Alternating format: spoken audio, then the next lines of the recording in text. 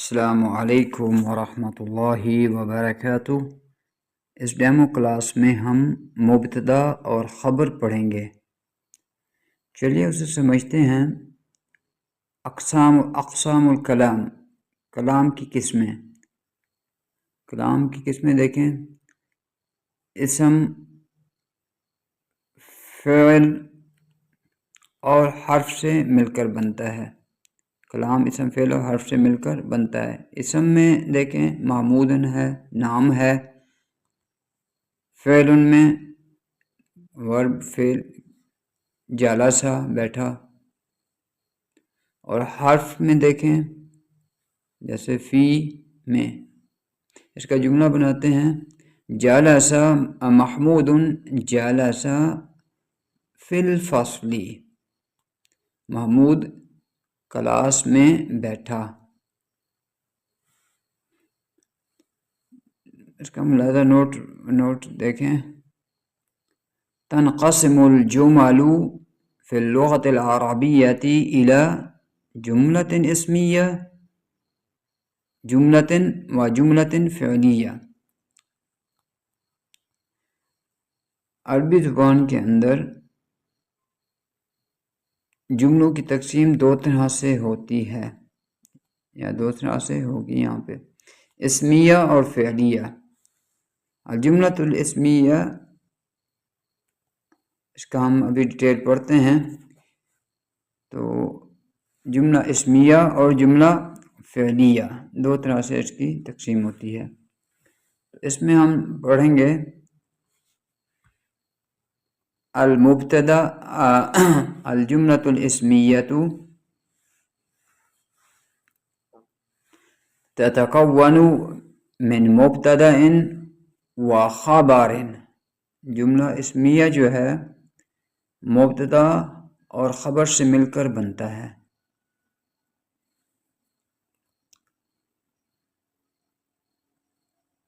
الجملۃ الاسمیہ تتکون من مبتدا و خبر۔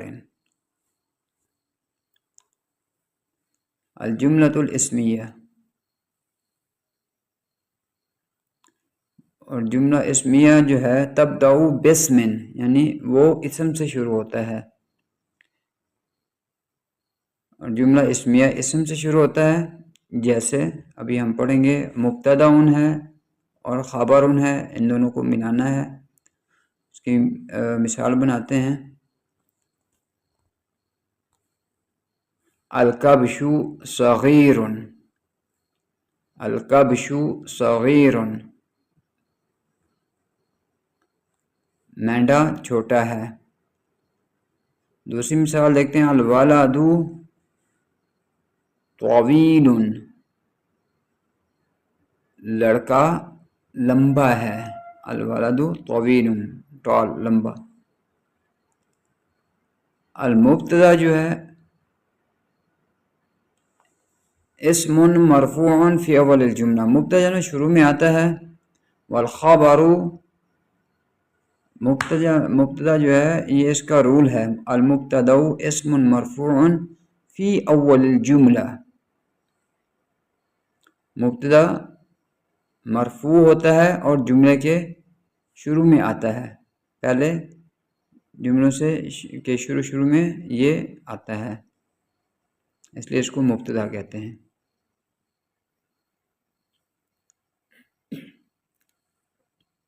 جی، اس کے بعد ہے خبر۔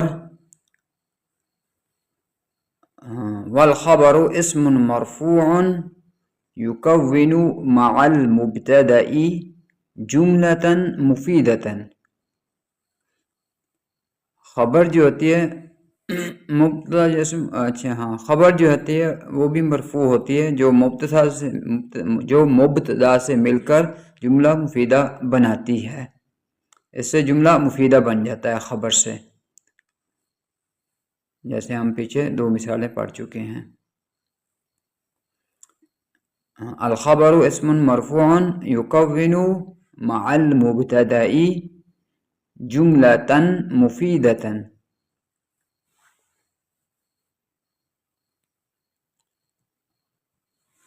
جی اس کے بعد ملاحظہ ہے ہمارے پاس نوٹ، اس میں آپ نے لکھنا ہے جی ملاحظۃ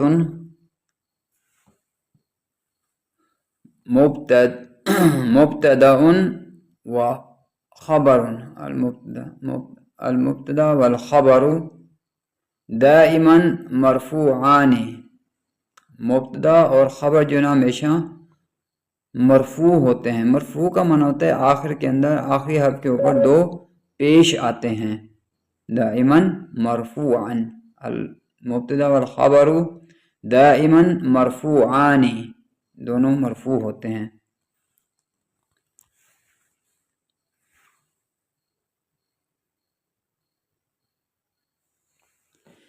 اپنا خیال رکھیں. السلام علیکم ورحمۃ اللہ.